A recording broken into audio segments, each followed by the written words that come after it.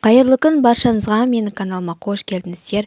Бүгін сіздерге суға салғанда езілмейтін, жабыспайтын, жыртылмайтын және жайғанда беті теп-тегіс дөп-дөңгелек етіп жайылатын құпия тәсілдермен бөліспекпін. Міндетті түрде видеоны соңына дейін қарап, менің каналыма тіркеліп, жанындағы қоңырауша белгісін басуды ұмытпаңыздар.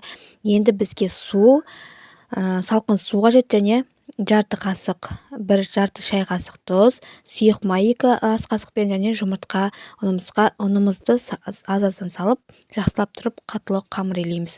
Қамырымыз міндетті түрде қатылау болу керек, жұмсақ болып қалмау керек. Қамырымызды әбден иі қанғанша иілеп шығамыз. Енді қамырымызды салфанға салып, жарты сағатқа қойып қоямыз. Жарты сағат өткеннен соң қайтадан иін қандырып иілеп, 2 бөлікке бөліп, қайтадан салфанға салып, жарты сағатқа қоямыз. Сонда біздің қамырымыздың иі толық қанып, жайғанда оңай жақсы тегіс жайылады.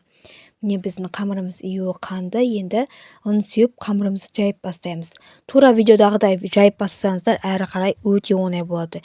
Енді оқтаудың көмегімен айналдыра жайып аламыз. Одан кейін орап жаямыз.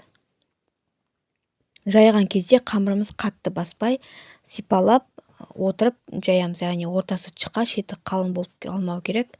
Яғни шетін ғана басып, жай ғана басып, солай жаясыздар.